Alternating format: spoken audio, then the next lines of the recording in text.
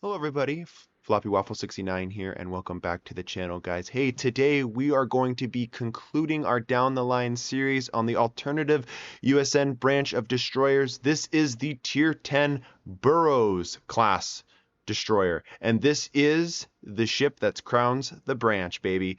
This ship is a lot of fun. This ship is strong, but why don't you see her a whole hell of a lot played when you're queue into Tier 10 games? Because if you would have followed up on anything on what the forums was talking about, on what a lot of YouTubers were saying, you would have thought that these ships would have been game breaking, that they're overpowered, that they're too strong. And yes, they are quite strong and are quite potent, but you don't see a whole lot of them, at least in my opinion, is because they are a little awkward when it comes to their play style. They kind of fit in between, somewhere between what you want to see of a Gearing and a El Reguero, which is what we have queued up here on the bottom of the screen. I have a lot of ships similar that you're going to be seeing, or what ships I'm going to be comparing it to on the bottom of your screen as well. Ships like the Forrest Sherman, ships like the Di Barbariano, ships like the El Reguero.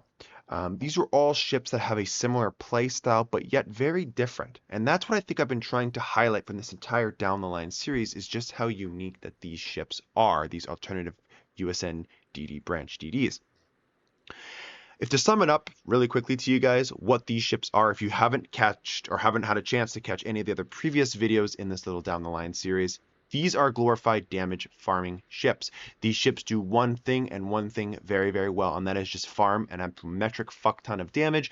And that is because these 137mm guns, the Burrows having 6 of them, can churn out every 3 seconds or so high SAP damage per minute, guys. We are talking about levels of 308,000, around 308,000 semi-armor piercing DPM, and obviously her HE DPM is around the 200,000 mark. Now I want to compare some of these numbers to other ships that are on this list. For example, the Forrest Sherman, very, very popular, actually more popular than the Burrows, and actually played way more than the Burrows.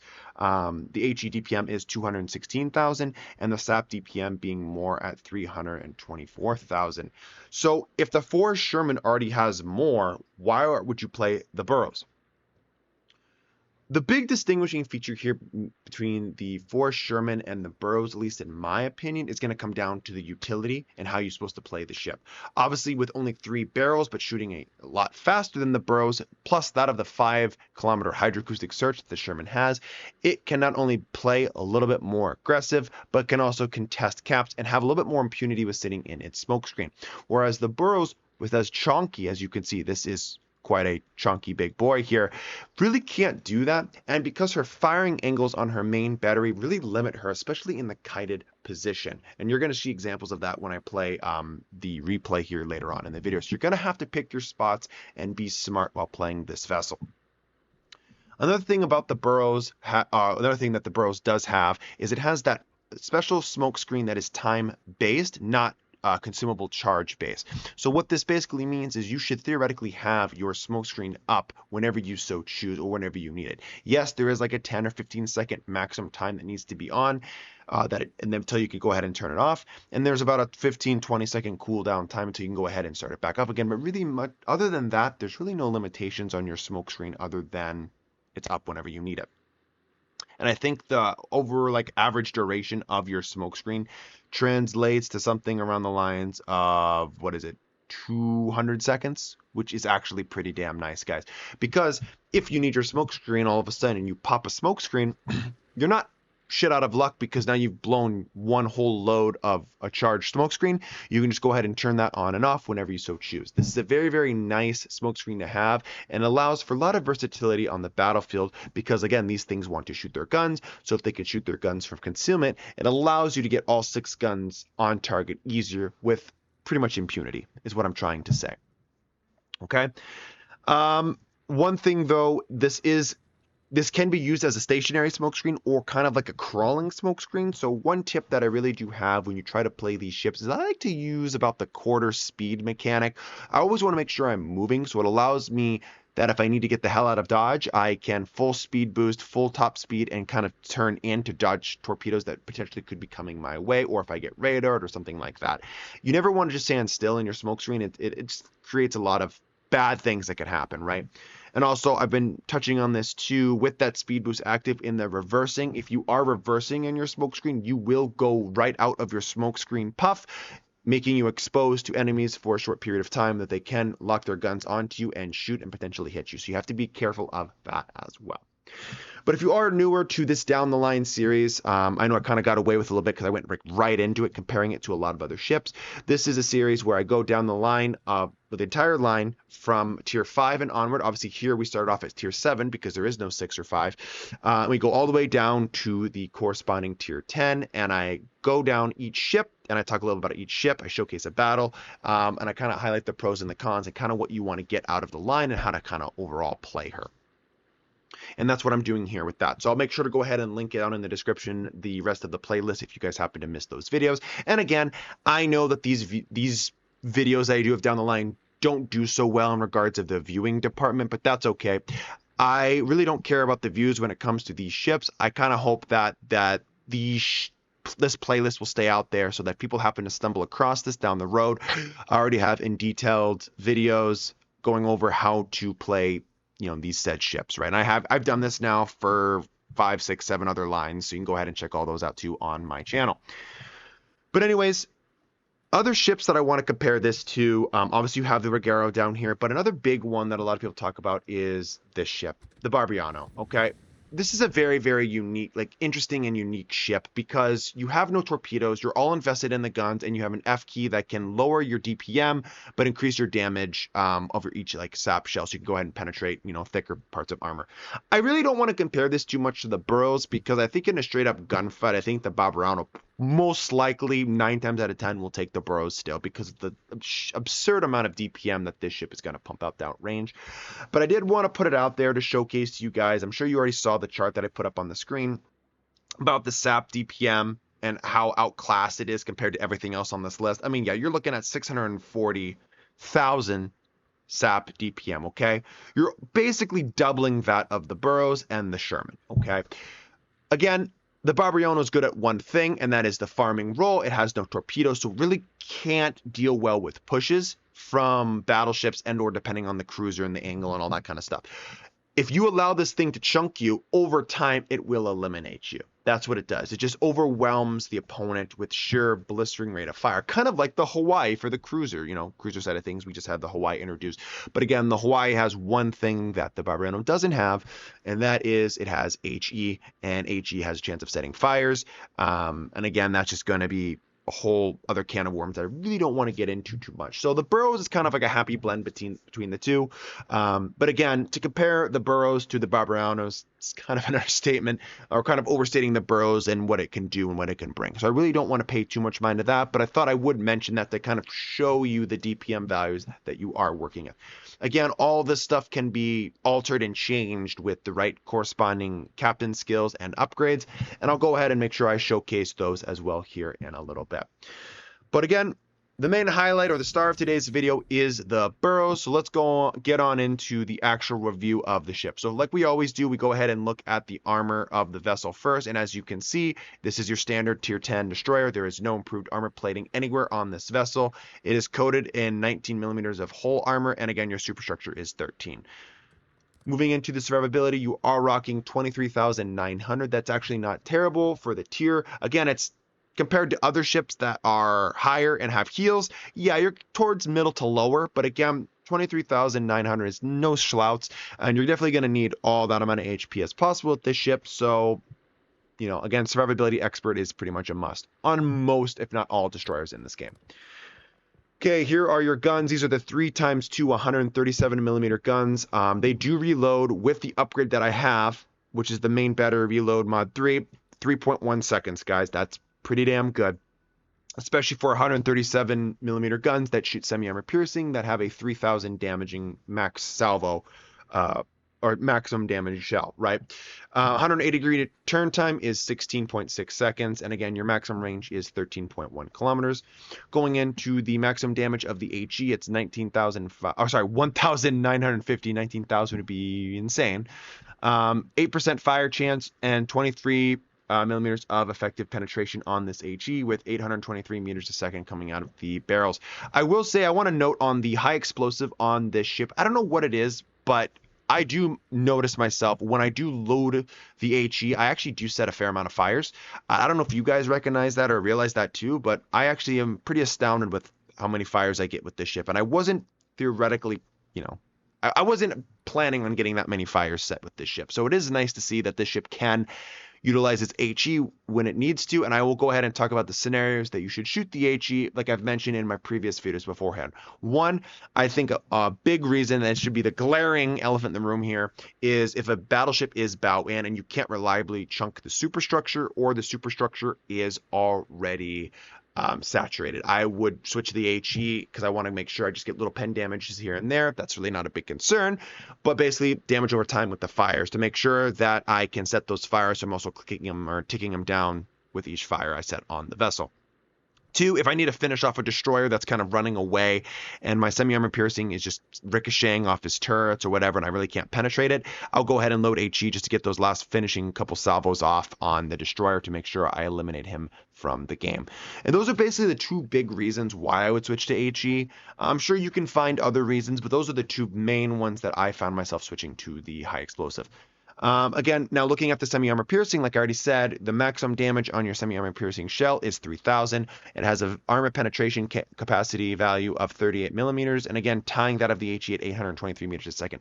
The meter a second shell velocity on these guns is quite nice. You will notice it. That you really don't have to lead that much, especially when you extend your range with certain captain skills. You really don't have to lead as much as you think you do compared with other nations in the game, which is very, very nice and allows this ship to play to a big strength of it, which is farming. This is definitely a second row DD. It can play first line if it needs to, like up in the front. Again, I would recommend playing these ships with a division mate or supporting an allied destroyer, but again, it all depends on your spawn and who you're playing with and your teammates, right? That comes down to you recognizing certain scenarios and taking full advantage and reading those scenarios, right? Going to the torpedoes, again, not like the Qs that had two launchers. You only have one launcher of 533 millimeter launcher that does travel 10.5 kilometers, okay? That is Fletcher range torpedoes, and you essentially have a little bit more damage, I believe, than Fletcher, coming in at 19,000 damage with a couple change in there. A speed of 66 knots and a detectability range of 1.4 kilometers, and that's going to go ahead and give the enemy ship around a 7.9 second reaction time when they see these torpedoes before they can, when they can start to maneuver and potentially dodge your torpedoes. A defenses on the Burrows, guys, and I kind of touched on this with the Christopher. I wouldn't rely on the AA as much as the game says you should. Okay, that's the big thing that I want to point out. Obviously, captain skills you're going to take are going to buff the AA and the flak count and all that damage you can do. When you run into tier 10 carriers and or super carriers, your AA feels rather anemic. You run into you run into tier 8 aircraft carriers, it's like god tier. I think hands down, I think the Forrest Sherman is just going to outperform you when it comes to the AA, because the Forrest Sherman has the defensive AA fire consumable, and there's nothing it can exchange that for. It just has it in a separate slot, which is a big strength in regards of allowing the Forrest Sherman to not only defend itself, but its allies as well. Okay, going into the maneuverability, and this is a big disadvantage of these ships, and I think a big balancing feature of these ships. You have a rather, I don't want to call it slow, but I guess slower top speed of 37 knots on your DD, especially how big you are. That is a big disadvantage because this is not a hard ship to miss, guys. Turning circle radius of 720 meters, but again, with a rudder shift time of 5 seconds. This thing handles pretty sluggishly, and especially mixed with the turret traverse, not the turret traverse, the turret firing angles or gun firing angles on the ship. I think it leads to a lot of Burrows players having an early exit to port because they want to get all their guns to bear on said target, and it allows more of surface area of their ship to be seen by the enemy and allows for more penetrations from either HE, large caliber AP, or God forbid, semi-armor piercing, and their HP just absolutely drains so quickly. Okay. One thing that I do want to mention before I overlook it, okay, the number 3 turret on the Burrows does rotate 360 degrees, which allows it for when it's pushing inward to get all turrets to bear relatively easier, okay? The angle that the Burrows has to show to get all 3 guns to bear is actually quite good when pushing in.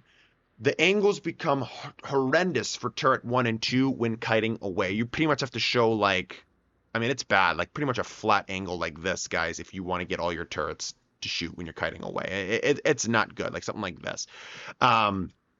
So it's great for pushing in and bullying, especially like other enemy DDs, but when you're kiting away and farming, that's when it becomes a bit of a hassle, guys. So I just want to make sure I pointed that out. I'm going to point that out again later on in the video, but I didn't want to overlook that. Okay. And then the concealment value of this ship, if we look at its stock, the concealment value is 8.05 km. Again, with the concealment module taken, you get it down to 7.2. And again, with the captain skill, you get down to 6.5. 6.5 is on the higher end for destroyers when it comes to detection. But again, you have Cabaros crying in the corner. You have the Barbariano crying in a corner. Like, those ships have to deal with a lot higher detection than the Burrows does. So you should definitely be able to make 6.5 work, especially with your smoke screen that you do have. Okay, now let's go ahead and look at the upgrades. Okay, for the upgrades on this vessel, I'm going to go with main armaments modification 1. Pretty self-explanatory. There's really nothing else I want to get. Okay, in slot number 2, just like that of the Christopher and the other preceding ships in this line, I'm actually taking the engine boost modification 1. Again, a big strength of this ship is you get access to a plus 10 maximum speed boost or engine boost. I want to make that up, I want to make sure that engine boost is up for 30% longer. So that's why I'm going to go ahead and take it, because it's such a big advantage for the Burrows, and it alleviates a big disadvantage for the Burrows, which is a slower top speed. So if I'm pushing over 40 knots, especially with this big old frame that the Burrows is, it allows me to increase my survivability and potentially catch a lot of other ships off guard, looking at you enemy destroyers that try to do a full turn when I'm going full head of steam in. Then I catch them and they're all dead. It's basically dead meat at that point. Looking at the third slot, we're taking aiming systems modification 1. That's a no-brainer. Obviously, I want to make sure my main battery shells have minus 7% better dispersion, right? Fourth slot, propulsion modification. Obviously, the minus 50 to the engine power when accelerating allows me to stop and start and a little bit better on a dime, essentially, when I'm going in and out of smoke or using islands, or potentially just open water kiting, which you will see examples of that as well. Fifth slot, gonna go with the concealment modification 1. Pretty self-explanatory. Want to get down to 6.5 kilometers stealth. And then in the sixth slot, I go ahead and take main battery modification 3. Better DPM, faster reload. That's what I want to do. Okay, and I do want to touch on steering gears mod 2. By all means, you can do this. If you want to go full gunboat and say fuck concealment, other than the if you want to do that and you want to have your concealment at 8, whatever, you can do that. You're going to be a harder target to hit, but again, I don't think it's the right way to play the ship, is what I'm trying to say. I think you definitely want to still take full advantage of the steering gears of the concealment systems in the fifth slot. It's just too big of an advantage for you to have 6.5 via 7.2 or 8.05, right? You want to make sure that you alleviate that and just allow you to have, utilize your strengths. Yeah, guys, so that is basically the Burrows in a nutshell in the port screen.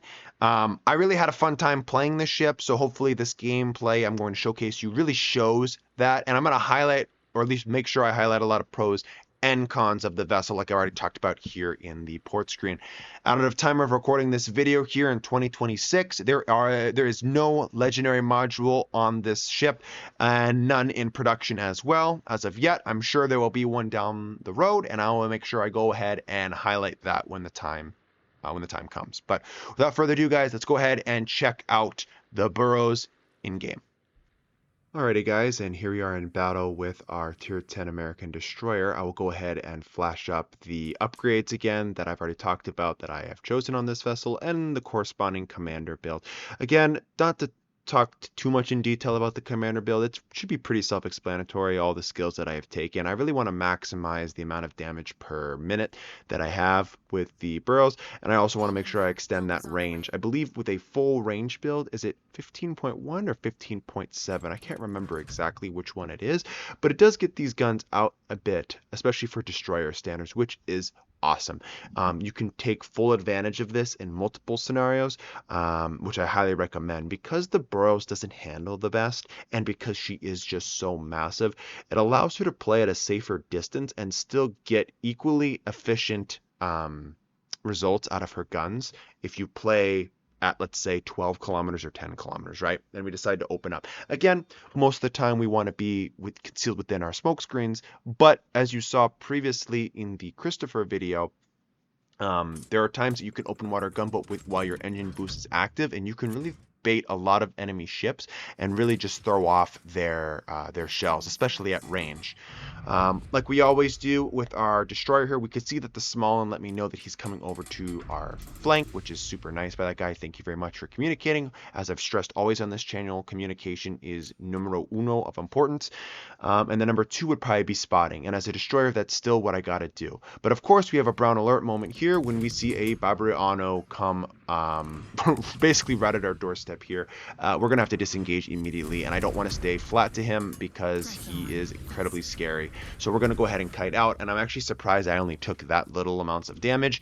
We were able to react very, very quickly. And I was able to save myself. If you're ever in a pinch with these ships, guys, just go ahead and smoke. It doesn't matter. Again, there is a little like asterisk by that. It does matter because if the enemy ship has radar, then there really is no point, in my opinion, right? Because he's just going to radar you.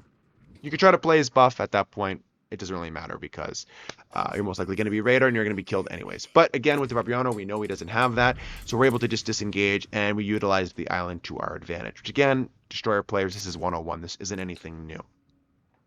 But what is new to you guys is the sheer power that you have with these guns. You got a little bit of a taste with it with the Christopher, but now you're going to be reloading even faster, being even, potentially doing even more damage. And again, the replay that you're seeing is only about a 15, 14 point commander. I don't even have Fearless Brawler on this ship yet, so you can only imagine what I will be able to do when that commander skill is up and active on this vessel, which is going to theoretically encourage you to open water gunboat a little bit more, or if you are locked in with a destroyer on destroyer knife fight, it will allow you to have 10% better DPM, which is awesome. And also on a little bit of a side note, you do get +1 flak, which is always welcomed addition, though going from 2 to 3 flak, I don't know if you're really going to see any noticeable changes there in that regard. Obviously, you have to know where you want to shoot with your guns here. You only can penetrate 38 millimeters of armor with your semi-armor piercing. So shooting battleships broadsides that are greater than 38 millimeters isn't going to necessarily translate to damage. So definitely want to target the superstructure and or deck. On battleships, and then again cruisers, it depends on the cruiser. You should be fine if you hit nose, ass, superstructure, deck, anywhere like that. And obviously destroyers just shoot anywhere but the guns. You should be fine. I've touched on the characteristics of semi-armor piercing shells and how they work. You do not get over penetrations. All you get is either shatters and or I guess I have seen ricochets, I believe. Yeah, you get ricochets, shatters, or full pens. There are no over pens at all. Completely voids that, which is super nice. And I think that's what translates to why this shell type is just really loved and or feared in this game. You know me, I'm not like a big fan of the semi-armor piercing shell. I mean, I think it's as balanced as it can be, but I think it could definitely be balanced out a little bit more. I'm looking at you like a Columbo, for example. But yeah, I think the semi-armor piercing shell type is just a little bit too easy at times. I mean, I know HE is the same way, but then again, Wargaming saying hold my beer when they introduced semi-armor piercing. So I guess it was their way to cope with battleship players and people saying, oh, I'm getting overpens on broadside cruisers and stuff. Well, then here, have SAP, because now you physically can't do that. So I don't know. I'm not a big fan of the ammunition type, but we'll stop right there and keep talking about the Burrows. One thing about this line, that, well, at least what they have compared to like the Babriano, is they do have a single rack of torpedoes. I believe there's 5 torpedoes, so it's quintuple launcher, which is nice. It allows you to just throw it in general areas and potentially get hits. I mainly use it as just throwing it in a certain area and hopefully ships will sail into it. Or I utilize it as basically a way that says, hey, battleship, if you're going to push me or you're going to push my smoke, I guess cruiser too, right? If you're going to push my smoke, then I have, this is my last trick up the sleeve, because it's my last ditch effort to do enough damage, hopefully, if not hopefully kill you, to basically outgun you then, which, again, this ship can do if you land your shells right. Obviously, right now, I am playing around islands. I don't really want to open water gunboat. There's a lot of scary ships out there, like, looking at the Bremen, the Cristoforo, Colombo, a lot of ships like that, especially the other battleships on my right. There's just really no point at this point. But there is one thing that my team does need, and that is vision. So I'm going to go ahead and move out. I'm going to sacrifice shooting my guns in the name of spotting for my team, because, again, it's just better overall for you, and you will get more out of your ship if you allow your teammates to shoot at you, the enemy ships, right? I mean, again, you really can't rely on your teammates, especially in random battles or in this game in general, unless you're dipped up with them, you're in clan battles, that sort of stuff. But you got to do what you can, right? And again, just me sitting in my smoke screen farming, one ship that's spotted, the other ones being able to move freely without, with impunity is not really going to allow my team to have a greater chance at winning, right? So sometimes you just got to bite the bullet, and you got to say, well, I know I'm a farming destroyer, but right now my team needs me to spot, right? So as you can see, I'm kind of going in and out of smoke. I'm smoking up, farming a bit, and then I'm dipping out. Super nice with this smoke screen consumable. You get basically almost 3 minutes and like 20 seconds of smoke, which is incredible.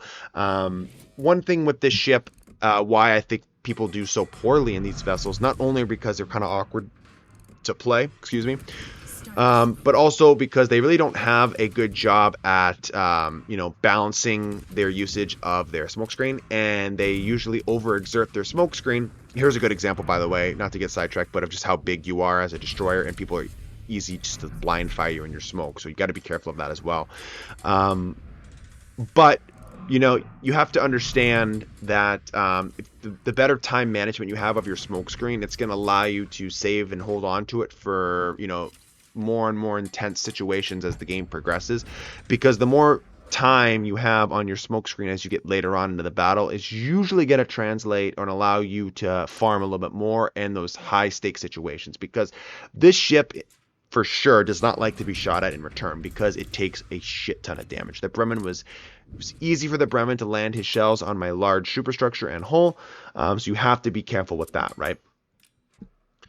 Another thing about this ship that I would highly recommend, again, I forgot to mention this in the Christopher video, more or less just the Christopher and Burrows. I think the Osborne could still get away with it, because you're so sluggish and you don't handle very well. Trying to hunt submarines is very much a no bueno. I would say you want to disengage from enemy submarines until there is no other enemies around to support the enemy submarine, because you're basically just going to be spotted and killed, and constantly dodging homing torpedoes left, right, and center. Eventually they're going to kill you. So just my advice is I wouldn't even go there. I know you have like 5,000 damage a pop depth charges. Great. If you even get to use them, right? Your speed boost allows you to run ships down, but good luck running down a submarine who's pinging you and spotting you for this entire enemy team. Just go ahead and shoot. So you really have to be careful. There's a lot of good videos out there that show you, how to theoretically deal with enemy submarines. So I highly recommend checking those out. Obviously, I don't have anyone like that on my channel. But my biggest thing for you is just have the enemy submarine overextend, and that's when you can go ahead and capitalize on his mistakes. Sadly, that's what submarine warfare has come down to in this game, but again, you just got to outthink the enemy submarine and let his own greed lead to his downfall. Going into my final thoughts about the ship, and I know we still have a while to go, but again, I want to just make sure I'm hitting all these points that I have written down, okay? I think the Burrows is actually a really, really good ship. I think it actually, and this, people might disagree with me on here, I think it is harder to play than the Sherman. I think the Sherman is inherently an easier destroyer to play, and I think the Sherman has a little bit more going for it in regards of the defense. It has more of a defense because it can spot enemy PEDs coming at its smoke screen, and it can push enemy destroyers, and it can also spot enemy submarines if they are on periscope depth or on the surface, right? The Burrows' greatest defense comes in the form of its speed boost and its time-oriented smokescreen. It can interchange the two of those. It's going to allow it to survive longer, so it can farm and basically farm at will. The best way you want to deal with the Burrows, in my opinion, is you just want to try to keep the guy spotted and do occasional chunks at him and do chunk damage, because that's when you're going to force the Burrows, to reveal himself and start shooting his guns in poor situations like a pre-kited situation, and then the greed of the Burrows player is going to lead to him trying to get all turrets or all guns to bear. Large surface area exposed to you and your allies, and that's when you can capitalize and eliminate the Burrows. Also, I see a lot of Burrows players just sit in their smoke screens. I would highly recommend you don't do that. I would say try to travel at quarter speed, either backwards. Of course, be careful while going backwards. We don't want to rip out of our smoke screen. But going forward, kind of utilize it as a crawling smoke. I think that's the best way to utilize this smoke screen, is kind of utilizing it, what you would see like on the Commonwealth cruiser line or like the Perth, right? You want to make sure you're occasionally moving, which is going to allow you to keep enough juice in the engine that if you find yourself in a pinch, you can go ahead and go to full speed. It's going to be easier to dodge the enemy torpedoes than it would be if you're completely still, right? Or not moving at all in your smoke screen. So keep that in mind as well. Obviously I haven't touched much on the game here, but I think the game has shown you kind of how to play the Burrows, with the farming ability of the ship, with the shell velocity, with where you want to shoot. Again, these are all like very generic things I'm saying, but again, when you realize that the platform you're playing on here, and which being the Burrows, it's just so big and so wonky to play. I think that's why it's not as popular, because the Sherman is a little bit sleeker, it fires faster. It just feels like a destroyer. Like people who play destroyers like the destroyer handling, and sometimes like this kind of gives me vibes of playing like a light cruiser at times, just because hey, you have the power to dish out good damage, but then in return you do eat a fair amount of damage if you're not careful. So that's kind of why I think, or where I think it lies, awkwardness for some people, right? These ships do excel incredibly much so in divisions. I would highly recommend queuing up in a division with you and your buddies, with one of you playing this ship, especially with an allied destroyer in that division. These ships do really, they work wonders in a like support role for destroyers. You should almost be fearless, essentially, if your ally is, your div mate is rocking one of these bad boys. And that's what I try to do, too, is I really try to support my allied destroyers when I play these ships. And I know I mentioned that all the way back at the tier 7, the Hughes, and it translates all the way up to the tier 10. This line does a very good job of building on each ship before it. And I think it teaches you a lot of necessary things going forward on what to look forward to when it comes to this ship. The phenomenal DPM, the time-based smokescreen. It's very a unique way to play the game, and I do like it. But of course, it started off with a time-oriented smoke, and then the Siberia got the time-oriented heal, and there's a lot of time-oriented stuff going around lately, and it wouldn't surprise me if Wargaming keeps going on with the time-oriented stuff. I wouldn't be surprised if we see like a time-oriented hydroacoustic search, or a time-oriented radar. Like you could have radar for 2 minutes straight if you want, and then they go ahead and put the time base on it, and you can turn it on and off. I mean, again, that would be, I don't know if that would be broken, but certainly strong. But I'm just trying to say it wouldn't surprise me if they continue down this road. I mean, once Wargaming discovered the F key as a thing, then everybody gets an F key. It's like Oprah Winfrey handing out F keys. So it's the same kind of idea here with the time-oriented consumables. I would expect to see probably more of these to come in the future. But right now, if you want to try them out on your destroyers, and I guess the American destroyer with like the Laffy, for example, except the Laffy's time-oriented smoke, it almost might as well not even have one, because it only lasts like a minute and 15 seconds. Like, it's ridiculously short.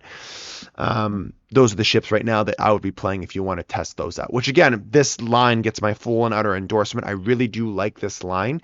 I would probably put this at like the middle of the road between early bird DDs and more experienced DD players. I would think this would be somewhere in the middle towards experienced DD players, because at first glance for newer DD players, you're going to be like, oh, this thing is going to be so much fun, I'm going to decimate the competition, until you realize, again, going back to why people really don't play it, it just seems a little bit awkward and almost like you're not even playing a destroyer at times because of how awkward the ship feels.